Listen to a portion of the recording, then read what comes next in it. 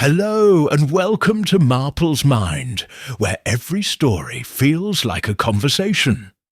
Over a warm cup of coffee today, I bring you a brand new Miss Marple mystery, filled with twists, clues, and clever deductions.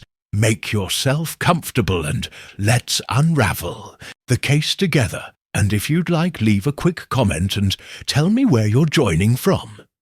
It's always a pleasure to know where our little detective community is tuning in. From now, let's get started. Miss Marple and the Murdered Matchmaker. Chapter 1. It was the sort of summer day that made even the hedges look smug. Sunlight fell lazily through the lace curtains of the church hall in Nether Woodbury, dappling the polished floor with warmth. The Women's Auxiliary Committee had outdone themselves once again. White tablecloths, bone china teacups, and enough Victoria sponge to tempt even the vicar's dentist. At the head table sat Mrs. Lavinia Pinkerton, sharp-witted, exquisitely dressed and recently self-declared as Nether Woodbury's most successful matchmaker, a widow of 15 years, and blessed with a voice like varnished oak. She had an unsettling knack for knowing everyone's business before they did. It was said that if Mrs. Pinkerton tapped her spoon twice, a proposal would follow within the month. Of course, she announced that day, her voice carrying across the tea room without strain. Some people simply aren't meant for marriage. They mistake loneliness for love. A disastrous combination. Her gaze fell, ever so briefly, on young Alice Penrose, who promptly turned pink and busied herself with jam tarts. Miss Marple, seated modestly in the corner near the hydrangeas, took her tea with the quiet elegance of someone who had learned to listen better than most. She stirred twice, but said nothing. The chatter around the tables carried on, but underneath the merriment was something off-key. Mrs. Pinkerton's declarations had become more pointed in recent weeks. Her latest match, a rushed engagement between Edmund Tolliver and Miranda Blythe, had set the village tongues wagging. Edmund's mother, a formidable woman who rarely left her conservatory, had not taken kindly to it, and yet Lavinia Pinkerton remained undeterred. "She thinks herself a saviour," muttered Mrs. Chillingham to Miss Marple, eyes narrowed as she plucked a stray crumb from her lapel. "But she meddles, and meddling, Miss Marple, is dangerous." Miss Marple merely smiled. "Meddling, dear, is only dangerous when one forgets how many secrets are buried under civility." As the tea hour pressed on, a few noticed Mrs. Pinkerton's laughter become thinner. Her right hand trembled slightly as she reached for her glass of elderflower cordial. She passed it off as fatigue, though she never truly admitted weakness. "She's been awfully pale lately," said Alice Penrose quietly to Miranda Blythe. "Do you think she's ill?" "Probably just tired from matchmaking," Miranda whispered back, trying not to glance at Edmund, who was pretending not to stare at the scones. "Or overconfident." Then, as quickly as a breeze through the window it happened, Mrs. Pinkerton gasped, just once. Not loudly, but enough to still the room. Her teacup dropped, shattered on the tiled floor. She leaned back, eyes wide in something between disbelief and terror, before slumping sideways in her chair. There was a moment, a long, unnatural beat where no one moved. Then chaos. "Fetch Dr. Merton!" someone shouted. "She's fainted!" "No," Miss Marple murmured, already rising from her chair. "She's not fainted. Someone's killed her." Chapter 2. Dr. Merton arrived within 10 minutes, summoned from his surgery by a breathless Alice Penrose. By then, Mrs. Pinkerton's body had been gently laid on a chaise lounge in the side room of the church hall. Her limbs were arranged neatly, her hat still pinned at an elegant tilt, as though death had approached with courtesy. "She's gone," Dr. Merton confirmed after a brief examination, his voice tight as he withdrew his stethoscope. "Quite suddenly. Heart failure, most likely." There was a murmur of solemn agreement from those gathered nearby, most of them grateful for a simple, palatable explanation. But Miss Marple said nothing. She was standing a few feet away, examining the tea-table with quiet concentration. Hands remained clasped around her handbag. She didn't touch a thing. "Poor Lavinia," sighed Mrs. Chillingham, dabbing at her eyes with a monogrammed handkerchief. "She may have been tactless, but she meant well." "Did she?" muttered Mr. Tolley, the butcher, who had arrived just in time to hear the news, and now hovered by the biscuit tray, his apron still dusted with flour. "She ruined more lives than she saved, that woman." This comment earned him a sharp look from Miranda Blythe, though she said nothing. Edmund Tolliver stood beside her, pale as the tablecloth, his jaw tight. "I only saw her yesterday," Miranda whispered. "She seemed fine. She was planning a garden party." "People do that sort of thing before they die all the time," Edmund replied too quickly. Miss Marple caught the exchange, but her eyes had shifted to the glass of cordial still on the table, untouched since the incident. She noted the faint film at the rim, the angle it had settled at when Mrs. Pinkerton dropped it. She also noted that no one else had reached for their glasses since. By late afternoon, the church hall had emptied, and the body was taken to Dr. Merton's care until arrangements could be made. Officially, it was being treated as a natural death. No marks, no signs of violence, and a known history of mild heart trouble, though she had always claimed it was nothing serious. Still, in Nether Woodbury, such an event was anything but ordinary. By evening, the gossip had taken full root. "They say she knew something," whispered young Lily Grange at the post office, "about someone's past, something scandalous." "Poisoned," declared old Mr. Collett at the pub. "Mark my words, you don't die like that from a touch of nerves." At the vicarage, Reverend Bartholomew tried to keep the focus on prayers for the deceased, but even he couldn't deny that Lavinia Pinkerton had made her share of enemies, not outright, never openly, but through her carefully directed remarks, her uncanny timing, and her relentless belief in pairing off the hopeless. That night, a hush fell over the village, not out of mourning, but unease. Upstairs, in her modest cottage, Miss Marple folded her knitting and set it aside.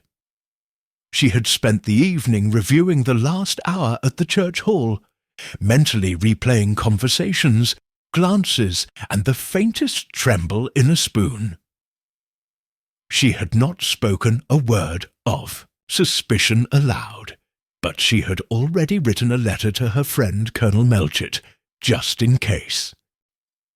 Chapter 3. The next morning dawned misty and grey, as though the weather itself had taken on the mood of the village. Nether Woodbury, always a place of early risers, stirred more cautiously than usual. Curtains twitched. Kettles boiled without chatter. The birds, it seemed, had nothing to sing about. Miss Marple rose earlier than usual, not out of unease, but a quiet sense that something required tending. She had already prepared her tea and fed her canary before slipping into her garden gloves and taking the side path toward the vicarage. She did not intend to visit the vicar. Instead, she stopped just outside the tall hedge that separated the vicarage garden from the lane. Beyond it, voices drifted in fragments, Miranda Blythe and Alice Penrose seated on the bench by the lilac tree. "I don't know why she said that in front of everyone," Miranda whispered, voice brittle. "It wasn't her business." "She always thought it was her business," Alice replied. "That was the problem." Miss Marple paused beside a patch of columbine. She knelt, brushing away a wilted petal, her ears as attuned as ever. "I just feel watched since she died," Alice added after a pause, "like someone's waiting for me to say something wrong." There was silence. Then Miranda said softly, "Then don't." Miss Marple rose and returned to the lane, not wishing to overhear more. That single reply, measured, restrained, struck her as telling. There was something unspoken in it, a warning wrapped in camaraderie.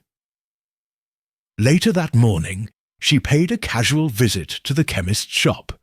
Mr. Kingsley, the chemist, was a thin, balding man with a nervous manner and a habit of speaking in disclaimers. He greeted her with a slight bow. "Terrible business yesterday," he murmured. "Simply terrible." "Yes," Miss Marple said pleasantly, examining a row of lavender soaps. "I was wondering, Mr. Kingsley, have you had many requests lately for tonic powders or, shall we say, revitalizing mixtures? Something that might be sweetened into a cordial, perhaps?" He blinked. "Not unusual, really. A few of the older ladies ask for valerian or tincture of rhubarb. Nothing dangerous.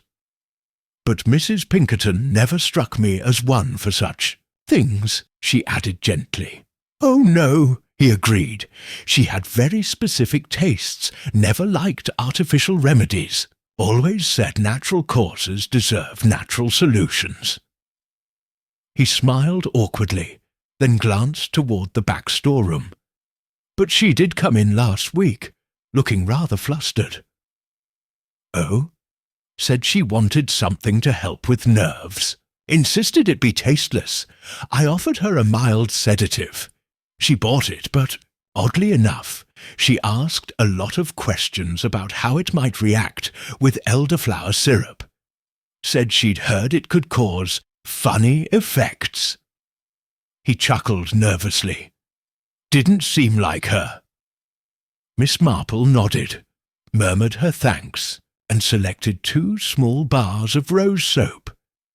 But her mind wasn't on toiletries. It was instead on a phrase, funny effects. By mid-afternoon, she had spoken to 3 more villagers, each conversation casual, meandering, and seemingly unrelated. Yet in each, a thread began to emerge. Mrs. Pinkerton had been asking questions about Miranda and Edmund's engagement, about a past incident involving Alice Penrose's brother, now deceased, and about a letter she claimed to have mislaid, one that, it seemed, no one else had read. Back at her cottage, Miss Marple folded her gloves and sat down with a clean sheet of paper. She began making a list, not of suspects but of patterns. People rarely killed for chaos. They killed for silence, for protection, or to prevent a truth from surfacing. Lavinia Pinkerton had disrupted many lives. But somewhere in the last fortnight, Miss Marple suspected, she had stumbled across a secret that disrupted someone else's far more. Chapter 4. By midweek, the police had officially ruled Lavinia Pinkerton's death as suspicious under natural circumstances.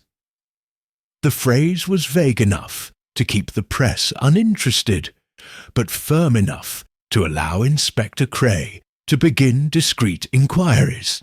He arrived from Much Benham with a stiff collar and an air of conviction that did little to soothe the villagers' nerves. He wasted no time in announcing his theory. Murder, yes, but likely a personal one. A crime of passion or resentment, fueled by gossip, not premeditation. Miss Marple, who had met Inspector Cray once before at a charity luncheon, privately noted that he had the imagination of a filing cabinet. Still, Cray pressed on. His first stop was the Tolliver residence.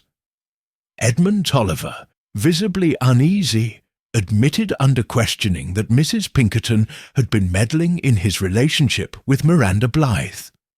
According to him, she'd insisted on pushing them together, then had begun hinting that perhaps Miranda had secrets unsuitable for a future wife. She said Miranda wasn't as serene as she seemed, Edmund muttered, hands shoved deep in his pockets. Whatever that means, she enjoyed poking at people. "Did you argue with her recently?" Cray asked. "No," Edmund lied. "Poorly. The inspector didn't press it." Next, Cray questioned Miranda herself. She was composed, even brittle, her posture held tight like an unplayed harp string. "I respected Mrs. Pinkerton," she said, "but I didn't need her arranging my future. I told her as much." "And how did she respond?" "She smiled," Miranda said, eyes narrowed, "and then she invited me to tea the next day. Said she had something important to show me. But I never went. I didn't feel like it." Miss Marple, present only by happenstance at the greengrocer's when this conversation took place, made no comment. But her glance lingered on Miranda's gloved fingers, which twisted slightly around the handle of her basket. By Thursday, a clear favourite had emerged among village speculation, Alice Penrose. It was Edmund's aunt, Mrs. Eleanor Tolliver, who first floated the idea over breakfast at the bakery. She had a crush on Edmund, everyone knows it. That Pinkerton woman forced the engagement with Miranda. Poor Alice must have been crushed. The theory bloomed quickly in the stale air of idle minds. "She always was a fragile thing," murmured the butcher's wife. "Too quiet, too eager to please. I saw her lingering by the tea-table just before Lavinia collapsed," added Mrs. Chillingham, her tone theatrical. When Inspector Cray brought Alice in for questioning, she looked like a ghost of herself, pale, disoriented, and barely able to hold her teacup as she answered his questions at the vicarage. "I didn't hurt her," she said, barely audible. I admired her. I wanted to be like her. She was bold. She said what no one else would." "But did she ever threaten you?" Cray pressed. Alice hesitated. She told me once that some girls are meant to observe, not participate. That I should know my place. That was all Cray needed. Motive, jealousy, opportunity, lingering by the table, and enough emotional fragility to suggest a breakdown. "It's likely a spur-of-the-moment thing," he told Dr. Merton later that evening. "Someone like that could easily drop something into a drink and panic before thinking it through." Miss Marple said nothing. She was seated in her garden that night, watching the shadows stretch across the lawn. A warm breeze stirred the roses. Inside, a tray of notes sat beside her knitting, where she had underlined 3 separate details in her looping, deliberate handwriting. Alice Penrose, emotionally unstable, yes, but no access to anything stronger than peppermint drops. Miranda, calm, too calm. Skipped a meeting with Mrs. Pinkerton, but why lie about the reason? Edmund, flustered, evasive, and visibly relieved now that someone else had been blamed. Miss Marple tapped the end of her pencil against the table. One of them was hiding something, but it wasn't what Inspector Cray believed. Chapter 5. It was the vicar's wife, mild and distracted as ever, who first mentioned it. Not with purpose, but in passing, while arranging hymnals in the back pews of the church. "She was awfully particular about that notebook of hers," said Mrs. Weatherby, her voice muffled beneath a stack of old sheet music. "Always scribbling in it. Names, appointments, little notes about who was seeing whom. Lavinia said it helped her keep track of people's hearts." Miss Marple looked up from where she was folding donation envelopes. "A notebook?" she asked gently. "Oh, yes, dreadful little thing, bound in green leather, smelled of peppermint and lavender water. She carried it everywhere, even brought it to teas, though she pretended it was just for recipes." "And where is it now?" "Well," Mrs. Weatherby said, pausing mid-shuffle, "I haven't the faintest idea." That afternoon, Miss Marple paid a visit to Lavinia Pinkerton's cottage, now sealed off with polite formality by the local constable. But Constable Willis, young, polite, and easily flustered, had a soft spot for Miss Marple's sponge cakes, and let her through under the pretence of retrieving a personal item. Inside, the house was still and oddly untouched, as if waiting. Miss Marple walked with slow deliberation, eyes brushing over every surface. In the sitting-room, lace curtains swayed faintly with the breeze. A teacup sat, washed and dried, on the sideboard, and on the writing desk by the window a single brass pen lay angled just so, no notebook in sight. She opened each drawer carefully. Stationery, yes. Receipts, yes. But no green leather cover. No pages scented faintly of peppermint and lavender. She paused. Mrs. Pinkerton had not left her house empty-handed that day. She had come to the church hall prepared to embarrass, or at least confront, someone. She had summoned Miranda for tea with the intent to reveal something. The notebook, Miss Marple suspected, had been part of it, and now it was gone. That evening, Miss Marple stopped in at the village library. It was empty, save for Mr. Harbottle, the clerk, who seemed more interested in his crossword than the Dewey Decimal System. She wandered the aisles without speaking until she reached the local history section. Tucked between two fading volumes on the botanical gardens of Sussex was a small pamphlet. Memorable Engagements of Nether Woodbury. Lavinia Pinkerton's name appeared multiple times in the margins, noted with pencil ticks and exclamation marks. And there, faintly scribbled on the last page, in the familiar curving hand Miss Marple recognized from a parish raffle poster, was a note. June 14th, final piece. Not safe to write it here. Must speak to her directly. She has to know before it's too late. June 14th, the day before Mrs. Pinkerton's death. Miss Marple stared at the line for a long time. She has to know. Not he, not them. She dotted back home. She cross-referenced the date with her own diary.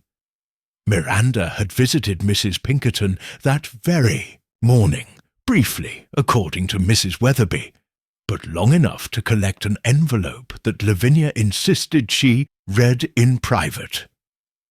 That envelope, too, had vanished. 2 items, both missing, One confrontation never delivered, and one phrase lodged stubbornly in Miss Marple's thoughts. Final piece. She no longer believed Mrs. Pinkerton had died because of meddling alone. She had uncovered something delicate, dangerous, and entirely female in its motivation, and someone had made sure it never reached the light of day. Chapter 6. Nether Woodbury was not a place that welcomed change. The hedges remained neatly trimmed. The church bells rang with predictable punctuality, and even scandal had its rhythm. Whispers behind drawn curtains, knowing glances during Sunday, hymns. But in the days following Lavinia Pinkerton's death, the village began to shift in subtle, unsettling ways. It started with Alice Penrose. She had always been the sort of girl who slipped into rooms unnoticed and left without a ripple. But now, eyes followed her. Conversations quieted when she entered a shop. The sympathy she received on the first day had curdled into suspicion by the third.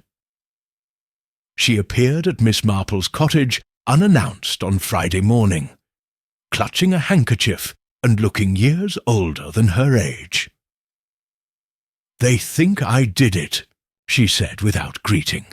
Miss Marple invited her in with a quiet nod, poured a cup of tea, and waited. Alice sat stiffly, twisting the hem of her sleeve.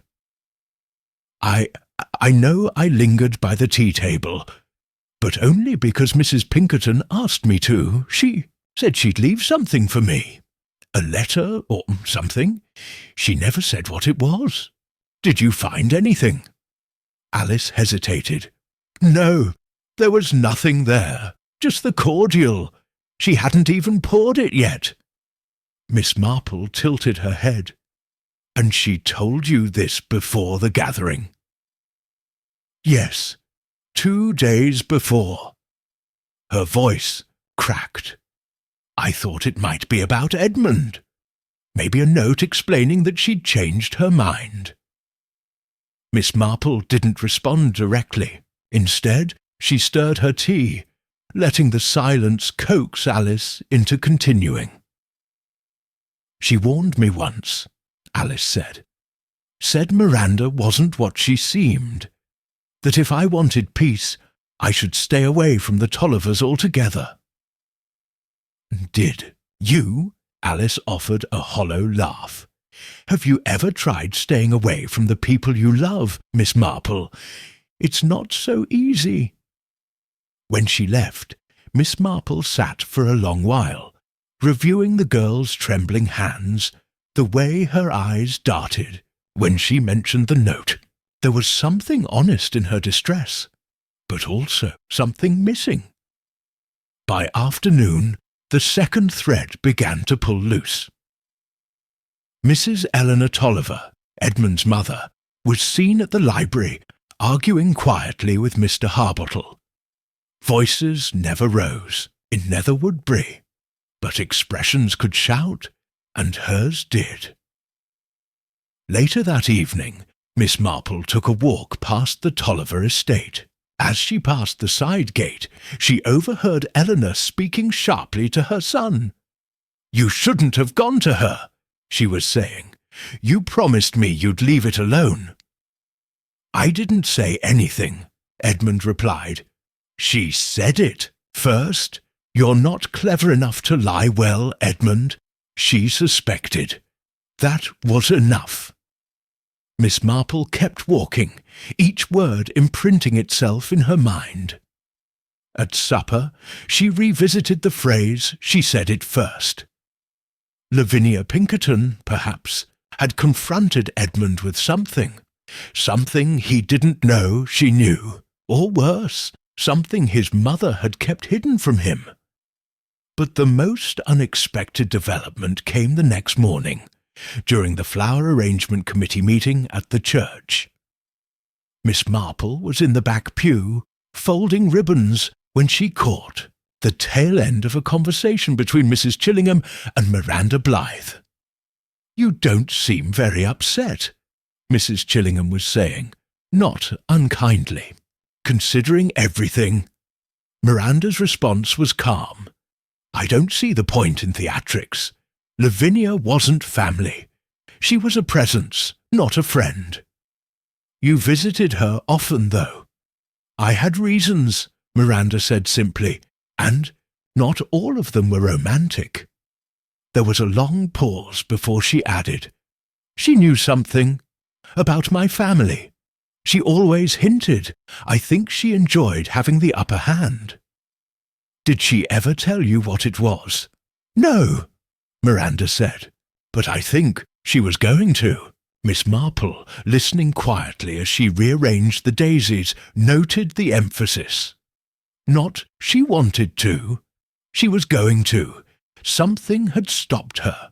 Something sudden, and someone had made certain that Miranda never heard whatever truth Lavinia planned to share. As the meeting broke up, Miss Marple stepped outside into the early sun and paused at the churchyard path. A breeze caught the petals of a fallen blossom. The air smelled of cut grass and quiet tension. She could feel the net tightening, not around a single suspect, but around a secret. One woven through years of pretended civility. And now, thanks to Lavinia Pinkerton's fatal honesty, unravelling thread by thread. Chapter 7. The morning fog had not yet lifted when the second disturbance came. It was the sort of damp, quiet Sunday where even the birds seemed reluctant to sing. Yet, long before the bells were due to chime, a shrill knock shattered the silence outside Dr. Merton's surgery. The vicar's wife, breathless and pale, had come across something in the parish archives while looking for hymn schedules, a misplaced envelope tucked behind a stack of old choir rosters. It was addressed to Miss Miranda Blythe, in Lavinia Pinkerton's handwriting. By midday, the envelope was in the hands of Inspector Cray, who had arrived earlier that morning to review his notes on Alice Penrose, still his preferred suspect. The letter was sealed but unmarked by postage, suggesting it had never left the village, and certainly had not passed through the usual channels. Miss Marple, by way of invitation to tea with the vicar, happened to be in the drawing-room. When the letter was read aloud, there were no pleasantries inside, only 4 short lines written in Lavinia's neat, assertive hand. "You must speak to her. It isn't fair otherwise. She has a right to know. You owe her that. If you wait too long, someone else will tell her. And you won't like the way they do it. No name was mentioned, no context. But the tone carried weight, personal, urgent, and unmistakably accusatory. Miranda, when summoned, arrived 10 minutes later, poised, but tight-lipped. "I didn't know it existed," she said, glancing at the paper but refusing to touch it. "Whatever it refers to, Mrs. Pinkerton never said it to my face." Inspector Cray leaned forward. "Do you know who the her might be?" "No," Miranda replied. Then, after a pause, "But I can guess." Her gaze flicked briefly toward Alice Penrose's name on the inspector's notepad. Miss Marple, sitting near the window with her tea untouched, asked softly, "Did Lavinia ever suggest that you owed someone an explanation?" Miranda hesitated. She said I was playing with lives I didn't understand, that secrets in small villages are like fires in dry grass. I thought she was being dramatic. "And what about your visits to her?" Miss Marple asked. "You saw her more than most." "I had my reasons," Miranda said again, a touch colder this time. "She claimed to know something about my mother, something I've never been able to verify. Inspector Cray seized on that. About your family history. She said my mother had been involved in an incident years before I was born. Something hushed up. I never got the details, only hints. Miss Marple took a slow sip of tea, eyes never leaving Miranda's face. The letters resurfacing had shifted everything. Its presence proved that Lavinia had been actively confronting people, possibly more than one, before her death. It also implied that someone had gone to some effort to intercept or hide it. By evening, another knock came, this time on Miss Marple's own door. It was Constable Willis, pink-faced and apologetic, holding a sealed brown parcel wrapped in twine. "This turned up at the charity shop," he said. "Dropped in yesterday morning.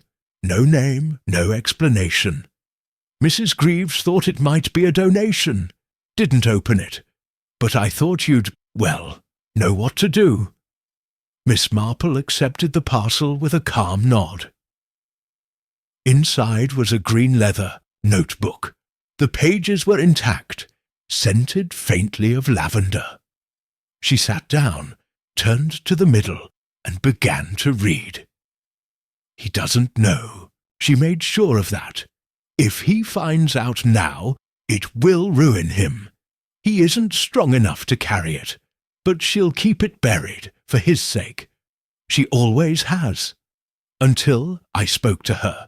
Another entry later, Miranda won't tell Alice. Not unless she's forced. It's cowardice, but also kindness. She doesn't want to lose her. But truth doesn't care about kindness. And finally, a line underlined twice in red. I made a mistake years ago. I let someone else's silence become mine. I won't do that again. Miss Marple closed the notebook, heart steady, mind racing. She did not yet have a murderer, but she had motive. Twisting through the village like ivy, quiet, tangled, and entirely human. What Mrs. Pinkerton had uncovered was not one secret, but many, and someone had decided that one truth too many was worth a death. Chapter 8. The notebook was now locked safely in Miss Marple's writing desk, nestled between a stack of church circulars and a tin of barley sugar. She had read it twice, once slowly, once all at once, and had resisted the urge to mark any page as though the act of annotating it might disturb the balance of truth and secrecy it contained. But she had learned one thing above all. Lavinia Pinkerton had been preparing to detonate a long-buried truth, and someone had silenced her before she could light the fuse. The next morning, Miss Marple resumed her gentle campaign of observation. She did not interrogate or accuse. That was never her way. Instead, she hosted her weekly sewing circle. Drawing room filled with familiar figures, Mrs. Chillingham, Mrs. Weatherby, Miranda Blythe, and Alice Penrose, who appeared last, visibly reluctant but unwilling to decline an invitation from Miss Marple. There was tea, naturally, and shortbread, and polite chatter about the state of the hedgerows. But beneath the click of needles and the rustle of fabric, currents shifted. "I do wonder," said Mrs. Chillingham at one point, her voice lined with just the right amount of regret, "if poor Lavinia might have lived longer had she kept her nose a bit less active." "She was brave," Alice said quietly, eyes lowered. "She said things no one else dared to." "And some things are better left unsaid," Miranda replied, folding her embroidery with care. "Not all truths are helpful. especially to those who can't do anything with them. It was an innocuous remark, spoken with civility, but Miss Marple caught the flicker in Alice's expression, something between confusion and pain. "Do you believe that?" Miss Marple asked without looking up from her own stitching. Miranda shrugged. "I think mercy and silence can look very similar, depending on who's watching and who's protecting whom," Miss Marple murmured. The conversation turned then, but the air remained unsettled. When Alice left, she nearly forgot her handbag. Miranda didn't look back once as she exited. After the others had gone, Miss Marple sat alone for some time, the tea-tray untouched.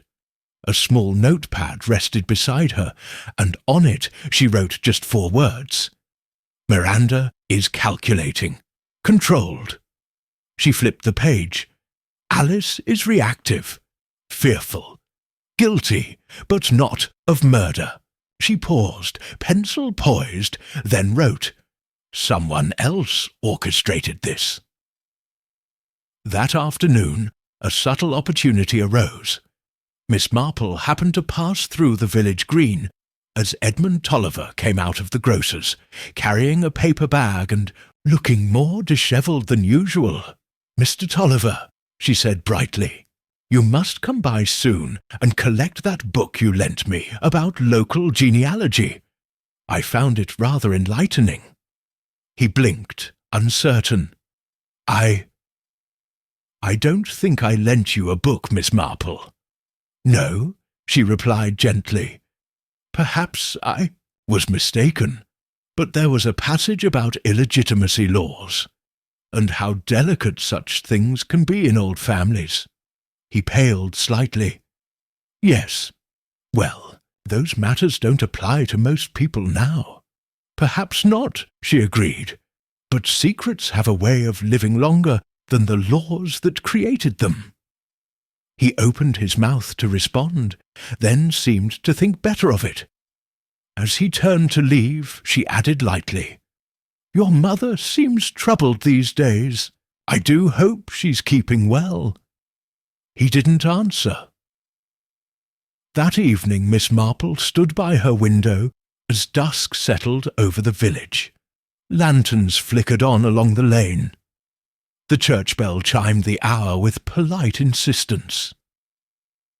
No more bodies had appeared, no dramatic gestures, just the slow unravelling of masks and the steady rising of pressure. She had dropped no accusations, offered no theories, but already she could feel it. Something or someone was beginning to crack. Chapter 9. The days following the letter's discovery brought a curious stillness to Nether Woodbury, a deceptive quiet, like the pause before a branch snaps. The village, always observant, had begun the subtle art of revising memory. What people remembered about the day Lavinia Pinkerton died began to shift. Alice Penrose, who had once been seen lingering at the tea-table, was now said to have barely touched the refreshments. Edmund Tolliver, once thought to have stayed well away from Mrs. Pinkerton, was now remembered speaking to her in hushed tones near the vestry door. And Miranda, who claimed she had missed an invitation entirely, was now rumoured to have left the church hall abruptly, before Lavinia's collapse. Miss Marple noted each contradiction without comment. On Wednesday morning, she found herself at the vicarage again, seated across from Reverend Bartholomew, as he thumbed through a slim collection of funeral readings. She was complex, he said of Lavinia, not quite able to meet Miss Marple's gaze. Her intentions were rarely malicious, but she enjoyed her power over people. And people feared her, Miss Marple replied gently. He nodded. In the confessional, one hears things, fragments of regret mostly, and lately, guilt. Miss Marple raised an eyebrow. Recent guilt. Of the gnawing kind, he said softly. Someone is lying, Miss Marple. I don't know who, but I believe it weighs heavily. That afternoon, Constable Willis brought her news that confirmed her suspicions. The timeline's odd, he said, handing over his scribbled notes. Turns out, Edmund left the church hall 10 minutes before Mrs. Pinkerton collapsed, said he went home, but no one saw him arrive. His mother claims he was upstairs the whole time, but she didn't see him come in either. A mother's word is often too generous, Miss Marple said, eyes narrowing. And Miranda? She asked. Willis hesitated. Claims she stepped outside for air. Says she felt faint after a disagreement with Lavinia the day before. She left through the side door, wasn't seen again until after the commotion. Conveniently absent, Miss Marple murmured. Willis frowned. You think either of them? I think, she said slowly, that people often lie to protect others, or to protect the image they've built. Sometimes even to protect something they don't fully understand. Later that evening, Miss Marple walked to the Tolliver estate, not to knock, but to observe. She lingered by the rose trellis where the garden wall dipped low enough to see into the drawing-room. Inside, she saw Edmund pacing, alone, agitated. His mother entered, her voice muted by distance, but her gestures sharp and tight. She handed him something, a small square envelope. He tore it open, read, and then froze. Miss Marple saw his knees weaken. He sank into a chair. Mrs. Tolliver turned away and pulled the curtains closed. The next morning, a curious thing happened. Mrs. Eleanor Tolliver appeared at Miss Marple's cottage. She stood at the doorstep, pale and upright, holding a silk handkerchief, like a white flag. I'd like to speak with you, she said, her voice low. Miss Marple offered tea as she always did. They sat in the garden, where the air was clean and nothing could echo. I know why you're looking into it, Eleanor began, and I'm not here to stop you, but you must understand there are things better left buried. Perhaps, Miss Marple said, but I've never known truth to stay underground for long. It grows roots. Eleanor hesitated. Lavinia had papers, family records. She was always too curious for her own good. She found something about my late husband's business dealings, illegitimate finances, debts, worse, and threatened to reveal them. She never needed to threaten, Eleanor said bitterly. She let you know she could. That was enough. Miss Marple folded her hands. And your son? Eleanor's silence was answer enough. When she left, Miss Marple remained seated for a long time, letting the wind carry away the scent of secrets. So many people had reasons to fear Lavinia Pinkerton, but fear was not proof. Miss Marple now knew 2 people had lied about their whereabouts. One had received a letter he wasn't meant to see. The other had waited too long to deliver a truth. And the one who had tried to speak was dead. Chapter 10. There were no sudden confrontations, no dramatic announcements. Miss Marple understood better than anyone that people did not expose themselves under pressure. They revealed themselves when they believed no one was looking. So she began as ever, with the appearance of routine.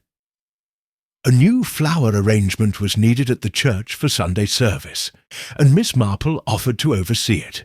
She sent handwritten invitations to a select few villagers: Miranda Blythe, Alice Penrose, Edmund Tolliver, and Mrs. Eleanor Tolliver, requesting their help for an hour or two of delicate work and light refreshment.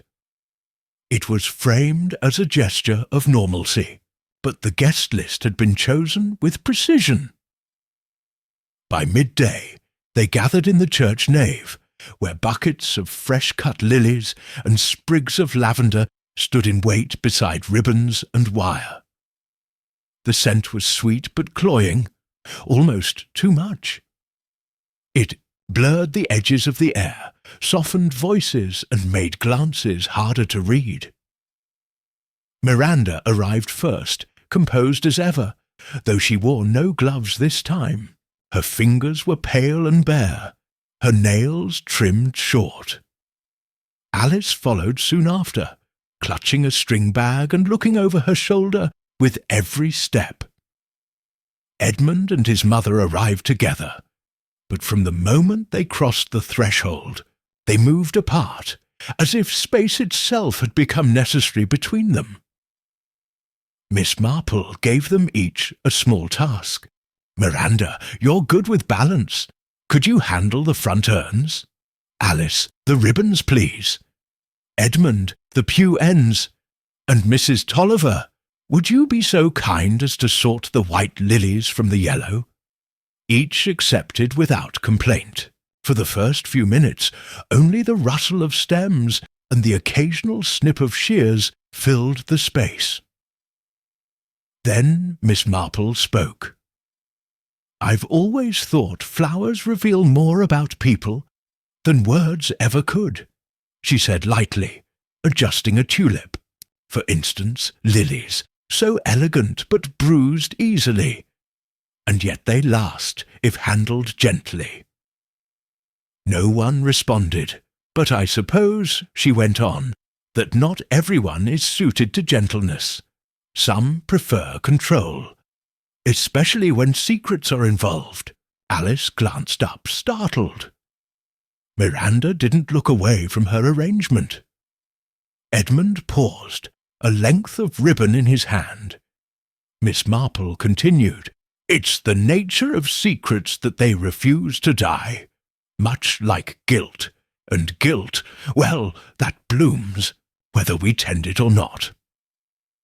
Mrs. Tolliver straightened. Is this meant to be metaphor, Miss Marple, or a sermon? Merely observation, she replied pleasantly. Though I do wonder, who placed the green notebook at the charity shop? It must have been someone who knew it would not be opened immediately. Someone who believed the act would be overlooked. Alice's hand slipped, tearing a ribbon. Edmund's jaw clenched. Miranda finally turned. You've read it, then? I have. And what conclusion have you drawn? Miranda asked, tone deceptively calm. Miss Marple smiled. That Mrs. Pinkerton was not meddling this time. She was warning, not about a future marriage, but a past one, and the ripples of it. A silence settled over the group, not heavy, but taut. Miss Marple let it linger. Then, with all the serenity of someone commenting on the weather, she added, And I've written a summary of the notebook's contents for Inspector Cray. He's to collect it this evening. No, one moved, not right away, but something flickered, quick and barely there, in Miranda's eyes. Not fear, not outrage, something more instinctive, a calculation. Mrs. Tolliver recovered first. Well, I do hope it brings some clarity. For Edmund's sake, Miss Marple offered a gentle nod. Clarity, yes, though I imagine it may also bring consequences. They worked in silence after that. Stiffly, mechanically. An hour later, the arrangements were finished. Miranda excused herself first. Alice lingered, then left, nervously thanking Miss Marple before disappearing down the path. Edmund followed, his expression unreadable. Only Mrs. Tolliver remained. "You're clever," she said quietly, gathering her gloves. "But cleverness doesn't always spare people pain." "No," Miss Marple agreed, "but neither does silence." When she was alone again, Miss Marple returned to the central aisle and sat in the front pew. She had said only what was necessary. Now, all that remained was to wait, for someone to act before the truth became official. And if she was right, they would act very soon, because guilt, like flowers under too much heat, does not stay hidden for long. Chapter 11. The next day brought an early storm, unexpected for spring, with low clouds clinging to the rooftops and a steady drizzle that blurred the edges of the village. The weather seemed to pull everything inward. Voices, footsteps, intentions. Marple, as usual, made her morning rounds beneath a sensible umbrella. She stopped by the post office, nodded politely at the baker, and eventually made her way to the parish hall, where preparations for a small memorial service for Lavinia Pinkerton were underway. It was there, by the stone path leading toward the vestry, that she encountered Alice Penrose. The young woman stood awkwardly beneath a dripping eave, clutching a folded umbrella and staring out at nothing in particular. "Miss Marple," she said as the older woman approached, May I ask you something?" "Of course, my dear." Alice's eyes were tired, not red from crying, but hollow in the way that comes from carrying too many unspoken truths. "Do you think Lavinia would have told Miranda about everything?" Miss Marple didn't answer right away. "I think Lavinia believed in revelation," she said finally. "She saw herself as a kind of surgeon. If something festered, she would cut it out, quick and clean, not for cruelty, but to stop the rot." Alice swallowed. "I think she wanted to tell me about Miranda, about the way things really happened years ago, but she died before she could. And what would you have done with the truth if she had told you?" Alice hesitated, then looked away. "I honestly don't know." Miss Marple gave her hand a light touch. "Then perhaps it's fortunate the choice hasn't yet passed to you." Later that afternoon, the reaction came. Not from Alice, but from Miranda. It began subtly. A visit to the vicarage under the guise of arranging flowers for the altar. A request to speak privately with Reverend Bartholomew. She remained inside for nearly 20 minutes.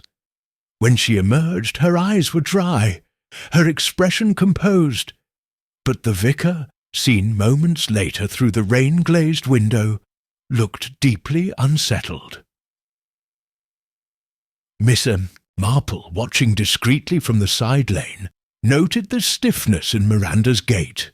Not panic, restraint, the kind that comes from suppressing something far too large for one's conscience. She waited until evening. Then, just after supper, Miranda returned to the church. Alone.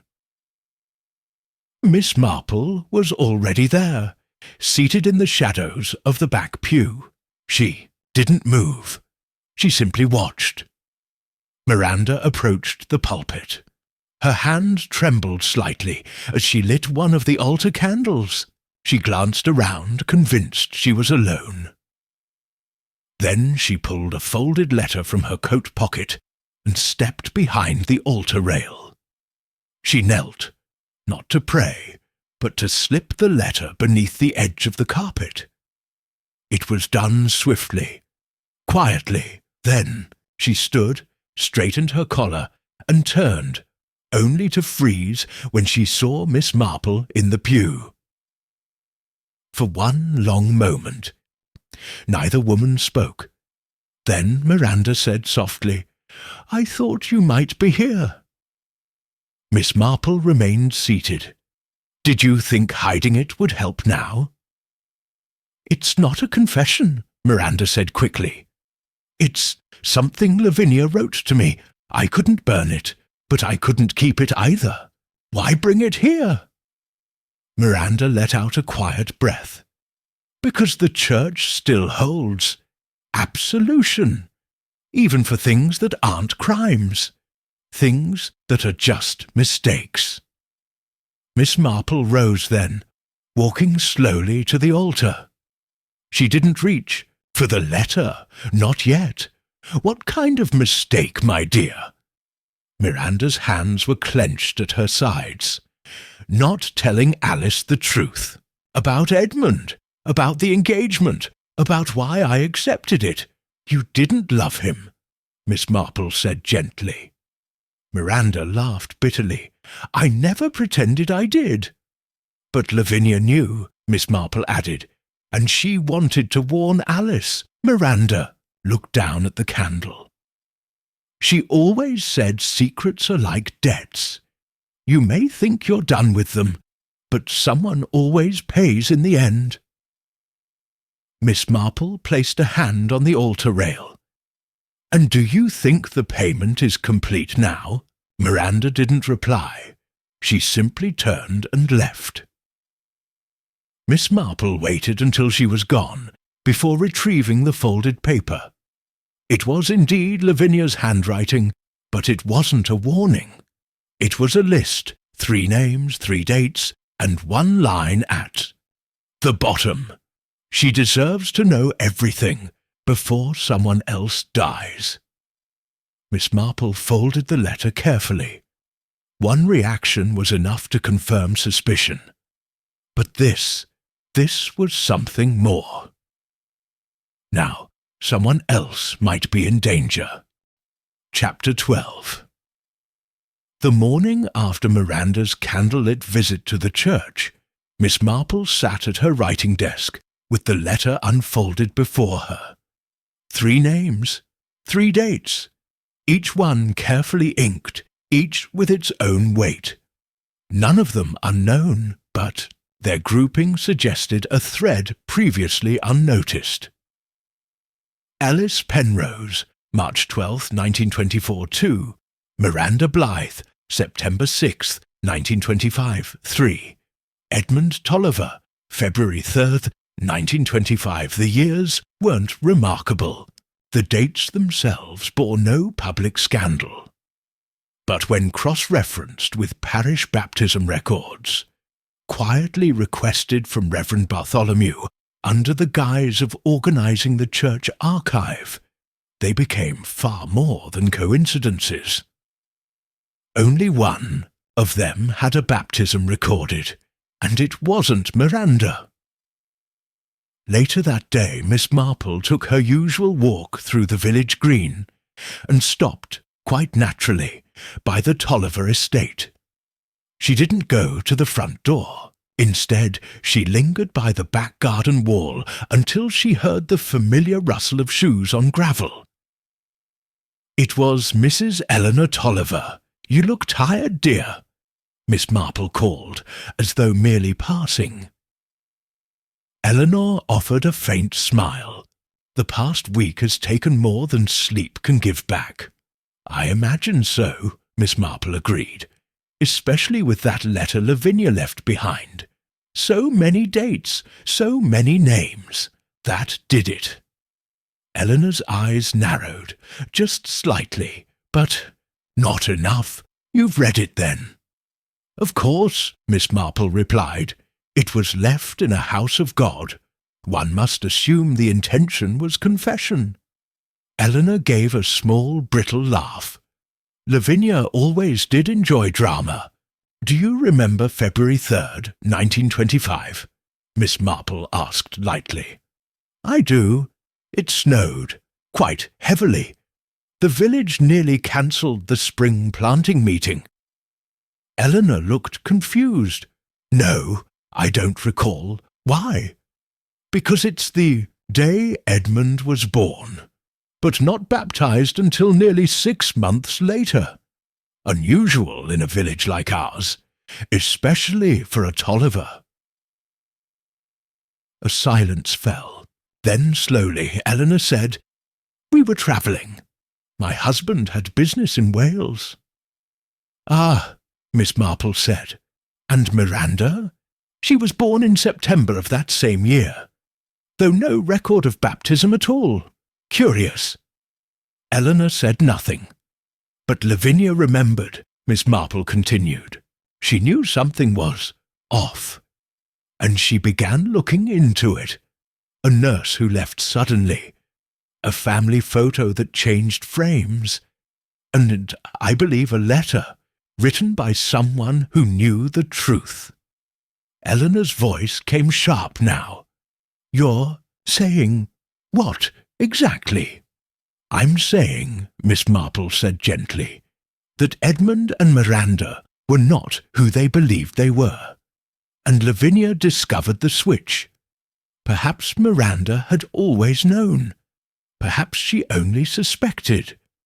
But Lavinia meant to confirm it." Eleanor's breath hitched. "That's absurd." "But motive," Miss Marple said softly, "rarely is." She let that hang in the air. Later, Miss Marple paid a visit to the vicarage, not for tea, but to request something rarely asked. A private moment in the church records room. With Reverend Bartholomew's quiet blessing, she searched for a single piece of paper. She found it in the 1925 parish death register. Sarah Blythe, age 24. Complications during childbirth. September 6th. No surviving child listed, but Miranda Blythe lived. Adopted, perhaps.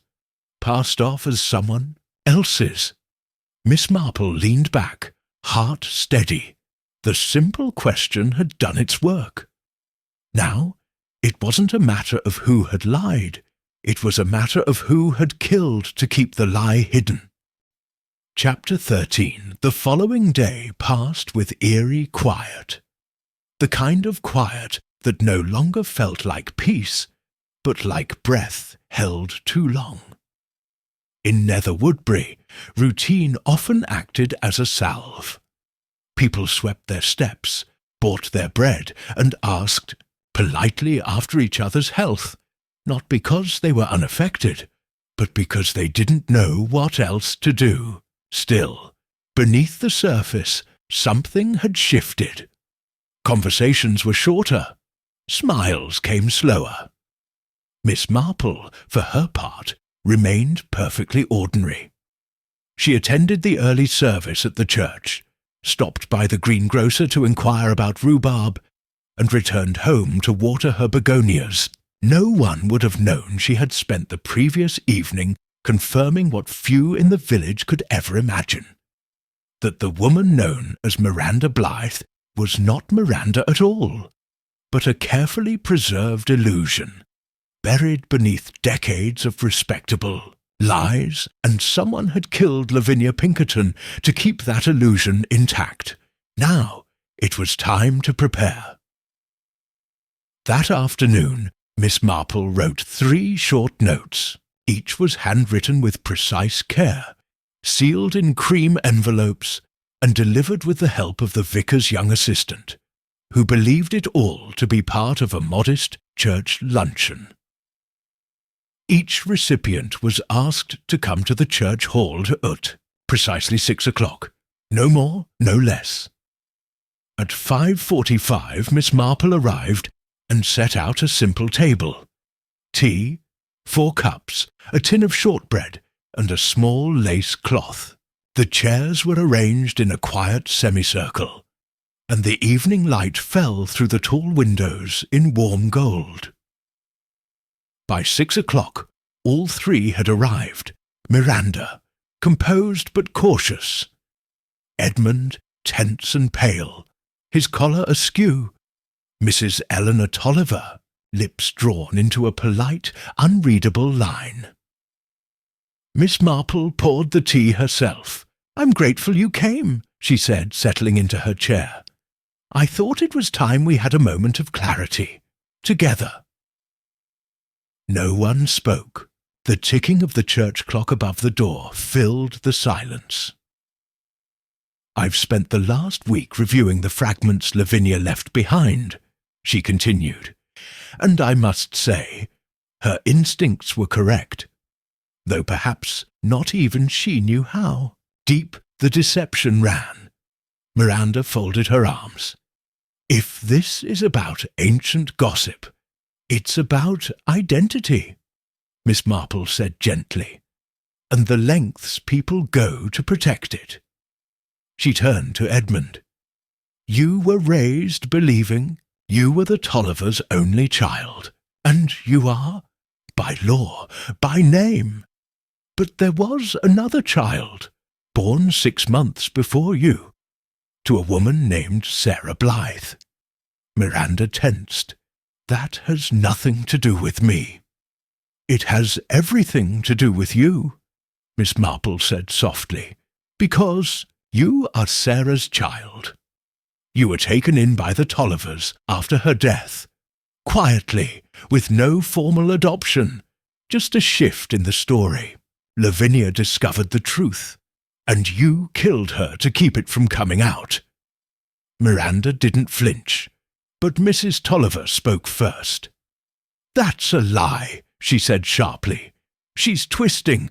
"No," Miranda cut in, her voice calm but final. "She's not." Everyone turned. "I always knew something was strange," Miranda said. "I never looked like the family portraits. I didn't have the same stories. And Lavinia, she confronted me, gave me dates, letters, told me she planned to speak with Alice. I tried to reason with her." "You told me you didn't meet her that day," Edmund said hoarsely. "I lied," Miranda said simply. "I went to stop her. We argued. I didn't poison her, if that's what you think. But I took the notebook, and the envelope meant for Alice. I hid them. I thought it would be enough." "Then who—" Edmund started but stopped. Miss Marple set down her teacup. "That is the question," she said. "You didn't kill her, Miranda, but you gave someone the motive, and someone else took the opportunity." A single glance passed from Miss Marple to Mrs. Tolliver. The older woman's fingers had gone rigid on her teacup. Miss Marple said nothing more. Not yet. She simply let the silence stretch, like a stage curtain drawn halfway, waiting for the final scene. Chapter 14. The air inside the church hall felt denser than it had minutes before, thick with the weight of things unsaid. Outside, the first notes of twilight crept through the window panes, softening the lines of the room. But inside, clarity had arrived with precision. Miss Marple took a moment, her voice as gentle as ever. "Miranda concealed the truth," she began, "but she didn't kill Lavinia Pinkerton. I believe her when she says that, because she still feared Lavinia's power, feared what she might say to Alice, to Edmund, and yet she left Lavinia alive. Angry, yes, desperate perhaps, but alive." Miranda stared down into her teacup, unmoving. Miss Marple turned her attention to Edmund. "You were angry too, confused. You felt manipulated by Lavinia, by your mother, by Miranda's silence. But you lacked the certainty, the drive." Edmund said nothing, though his hand trembled slightly on the saucer. Then Miss Marple's eyes settled on Mrs. Eleanor Tolliver. "You," she said quietly, "were the only one who stood to lose everything. Not just reputation, but legacy. You orchestrated the lie that raised Miranda as your own. You protected her identity not out of kindness, but control, because admitting the truth would unravel the illusion you'd spent a lifetime preserving. Listener, Tolliver didn't move, but her expression had shifted, no longer a mask of indifference, but something graver. You knew Lavinia had discovered it, Miss Marple went on. You had heard rumours of her investigations, her notes, her attempts to speak to Alice and the vicar. So you did what you've always done best, managed it. She died of heart failure, Eleanor said coldly. No poison was found. No foreign poison, no. Miss Marple agreed. But I imagine Dr. Merton's routine report didn't test for digitalis in such low concentrations. Certainly not when the death appeared so sudden, so clean. And Mrs. Pinkerton had a known condition. You're speculating, Eleanor said flatly. No, Miss Marple replied. I'm observing. You were at the tea. You stood near the drinks table. You insisted on helping with the setup. You knew Lavinia took cordial instead of tea. You had opportunity and the motivation. Not to protect Miranda, but to protect the lie. Because the moment Lavinia told her truth, you lost everything. Eleanor said nothing. The room fell still, and then Miranda spoke. You killed her for me, she said, almost a whisper. No, Eleanor said at last. Her voice cracked, not from guilt, but weariness. I killed her because of you, because she wouldn't stop, because she couldn't let it rest. I built a life for you, a name, respectability, and she wanted to reduce it all to ashes with her righteous little notebook. Miranda stared at her. I never asked you to do that. No, Eleanor replied. You didn't need to. There was no outburst, no collapse, only the sound of the church clock striking the hour. Miss Marple sat back slightly, folding her hands. The green notebook, the missing letter, the contradictions in alibis, they were pieces. But it was the psychology that told me. The one person who stood calm as others panicked. The one who made herself indispensable at the very scene of the crime. Eleanor looked at her now. No hatred in her eyes, only resignation. What happens next? She asked. That, Miss Marple said gently, is no longer up to me. She rose and opened the door to the small side entrance. Inspector Cray was waiting, hat in hand. Chapter 15. Inspector Cray stepped into the church hall with the discomfort of a man unaccustomed to arriving late to his own investigation. His presence drew a shift in the air, not of fear, but inevitability. He removed his hat and glanced at Miss Marple, whose calm gaze met his with silent confirmation. Mrs. Eleanor Tolliver stood still, as if awaiting a verdict already passed in her mind. Miranda had retreated to the far end of the hall, arms folded, not out of defiance, but out of distance, physically separating herself from the truth that had once protected her. Edmund sat rigid, as if still trying to reconcile what had been said aloud. Cray cleared his throat. I assume there's something I need to hear. Miss Marple nodded. I've just explained what I believe occurred, she said gently, and I will explain again, if you'd be so kind as to listen closely. She gestured toward a nearby chair, and Cray, though clearly uncomfortable, took it. She remained standing. "This began long before Mrs. Pinkerton's death," Miss Marple said.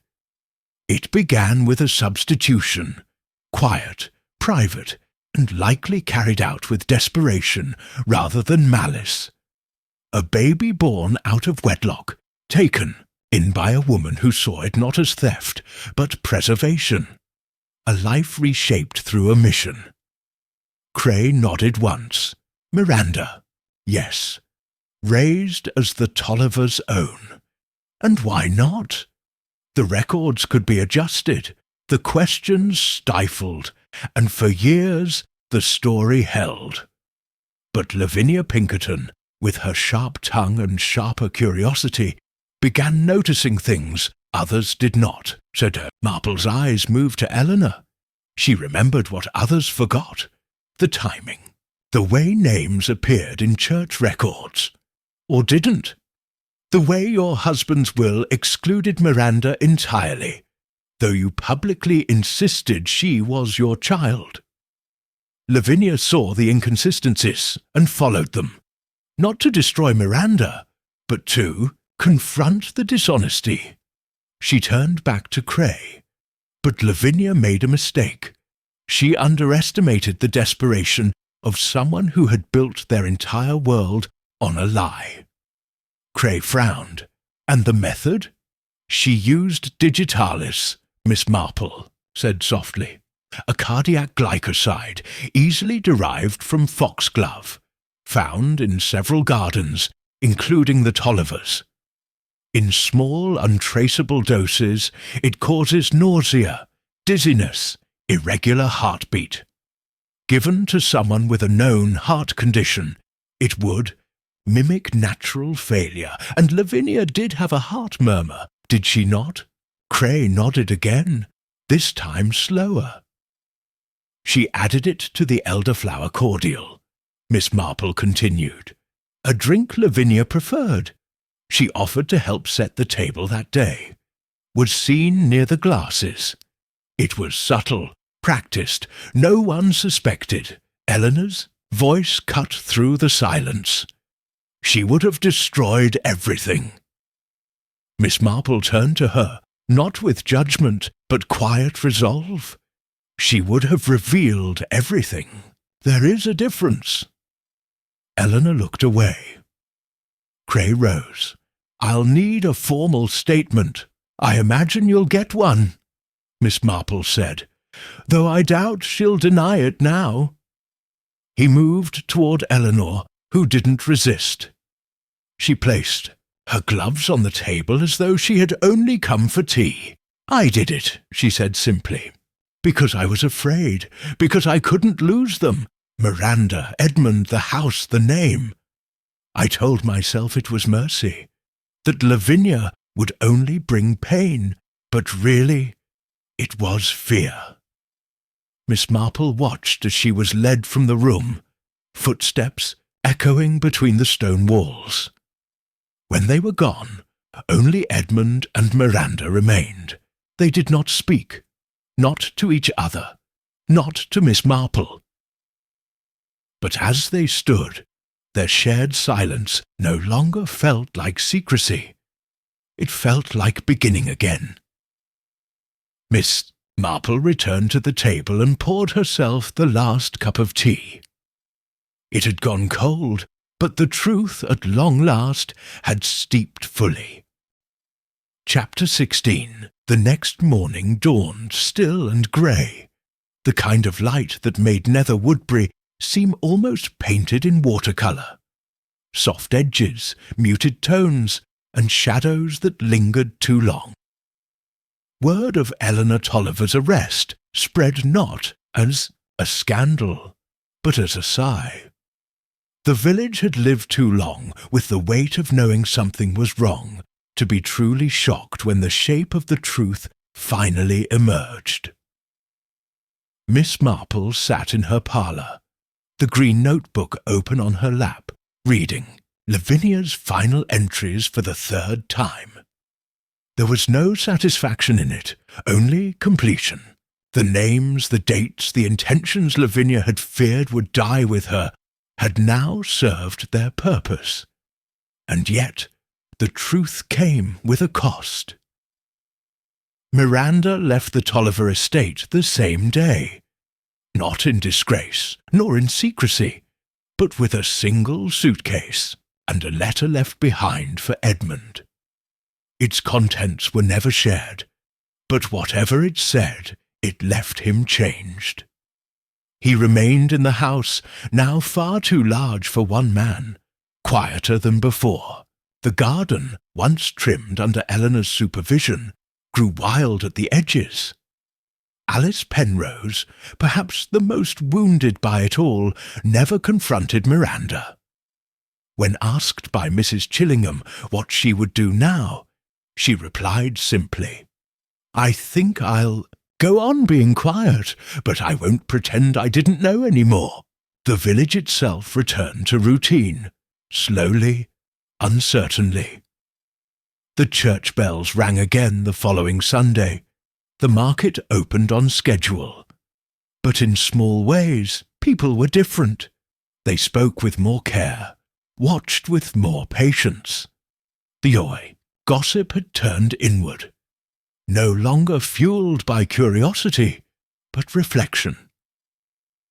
At the next meeting of the Women's Auxiliary Committee, Miss Marple arrived precisely on time, bringing with her a fresh plate of honey biscuits and a suggestion that the spring fair include a lecture on village history.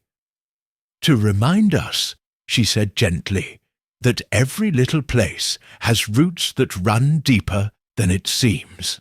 No one disagreed.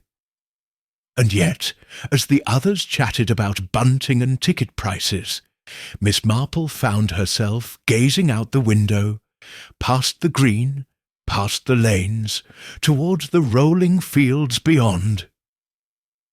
She wasn't thinking of Eleanor Tolliver, or Miranda, or even Lavinia Pinkerton. She was thinking of how easily deception could slip into daily life, how civility often served as the perfect disguise, and how justice, even when served, did not always restore balance. Some things were broken too long ago to ever return to what they were. She closed the notebook one final time and placed it in the fire. It curled at the edges, the ink darkening, before turning to ash. Miss Marple had solved the crime, but the harm left behind, fractured relationships, truths learned too late, the erosion of trust, could not be so neatly undone. Not everything could be mended. Some tragedies left no villain, only survivors. Chapter 17. 2 days later, a sealed envelope arrived at Miss Marple's cottage. It bore no stamp, no flourish, just a simple hand delivery from Inspector Cray, who had passed it along with a brief note scrawled in his usual efficient manner. "For your records, Miss Marple, in case doubt still lingers." Inside was a typed statement. Official, dated, witnessed, a full confession from Eleanor Tolliver. Miss Marple read it in silence, her spectacles perched low on her nose. The language was composed, unemotional, almost clinical, but the content betrayed a quiet devastation beneath its phrasing. "I administered the substance to Mrs. Pinkerton's cordial the morning of the parish tea. I'd grown it myself. It was meant to frighten her into silence, not to kill her. But I miscalculated. Her heart was weaker than I knew. I take full responsibility. I acted alone. Miranda knew nothing. Edmund suspected nothing. I did it because I could not bear for the past to unravel after so many years holding it together." Miss Marple folded the pages slowly. So it was settled. There would be no lengthy trial. The authorities had already made quiet arrangements. Eleanor Tolliver had agreed to a voluntary admission to a private institution. Her health, it was said, had deteriorated under the weight of guilt and age. There would be no spectacle, only a formal conclusion to a crime committed not in passion, but in preservation. In her own notes, Miss Marple wrote only a single line beneath the case title, "Justice, quietly done," but the letter had come with more than a confession. Tucked into the envelope was an additional page, not typed, handwritten, faintly slanted, addressed not to the police nor to Inspector Cray, but to Miss Marple herself. "I have never liked you, Miss Marple. You see too much. But I respect you. What I did was wrong. I do not ask forgiveness. But know this, my intentions were never for my own protection. I acted because I believed I was the last person standing between Miranda and the destruction of everything she believed about herself. I was wrong, but I would do it again." It was not signed. It didn't need to be. Miss Marple placed the letter in her desk drawer, beside a clipping of the original death announcement for Lavinia Pinkerton. It seemed fitting that they should rest beside each other now, one who sought the truth and one who tried to bury it. That evening, as dusk painted the rooftops in amber, Miss Marple stood in her garden, trimming the rosemary bush with delicate precision. She paused only once when a breeze caught the edge of her apron, lifting it like a passing breath. There were no more questions left to ask, no secrets left to chase.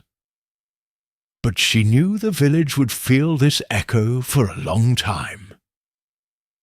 The truth had been recorded, not just in letters and reports, but in glances that lingered longer, in conversations that ended more cautiously, in memories that refused to fade. Chapter 18. Spring came in slow, uneven strides that year. The daffodils bloomed later than usual, and the village green remained damp long after the rains passed.